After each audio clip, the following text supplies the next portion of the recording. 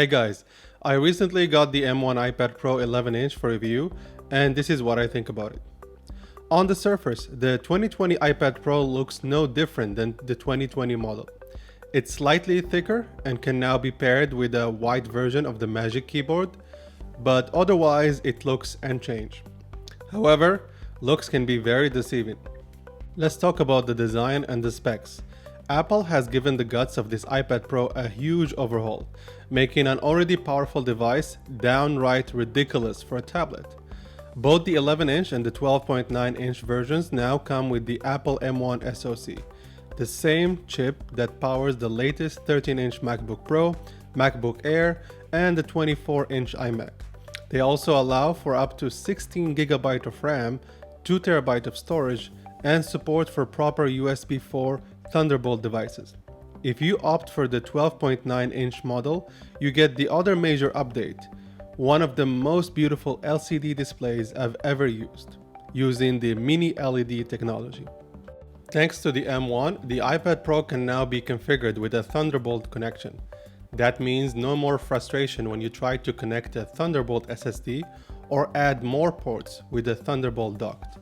This is particularly relevant for creatives who may be uploading thousands of photos using an SD card reader or backing up high-resolution footage to an SSD. In terms of performance, Geekbench 5 scores prove that this is exactly the same chip you can get in the M1 Max, with the same single core and multi-core performance. But as I found out in testing, that doesn't mean the iPad Pro will perform on par with a proper M1 Mac.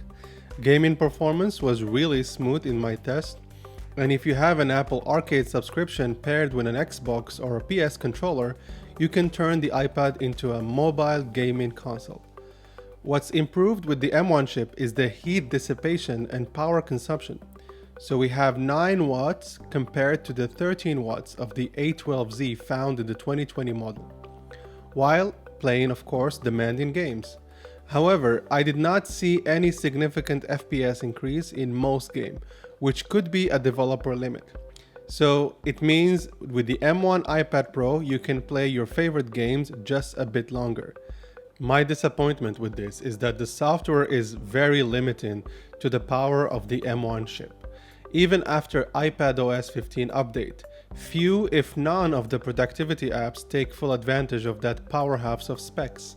I actually postponed my review until after WWDC to give them a chance to show us optimized M1 apps. If you were like me, waiting for a Final Cut Pro iPad version, I'm sorry to disappoint you. It looks like it won't be happening anytime soon.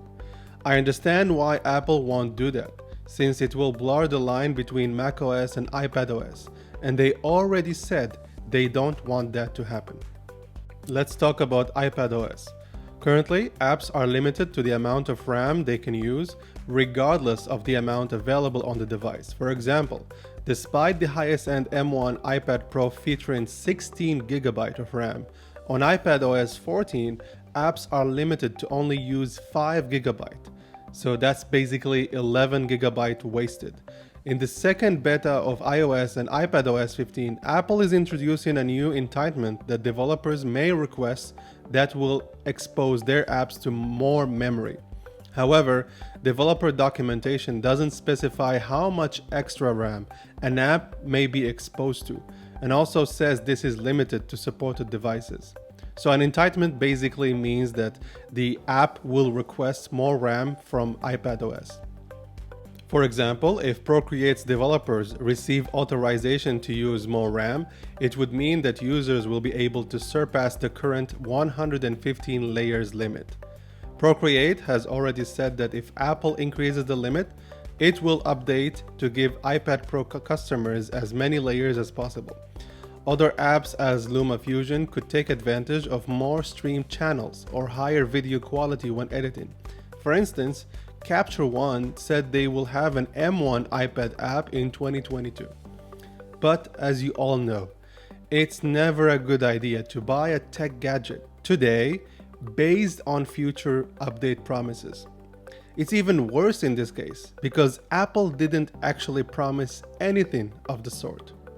In conclusion, I honestly think that the M1 chip is an overkill for the iPad Pro. Although I know why Apple did that, which I will explain in a detailed future video. I was lucky enough to get the 11-inch iPad Pro for review, and I couldn't really see much difference between it and my iPad Air 4. I will actually compare them in another video, so stay tuned for that. So unless you have the cash for it, or you just desperately need that mini LED display on the 12.9-inch iPad Pro, I see few compelling reasons to get the M1 iPad this year.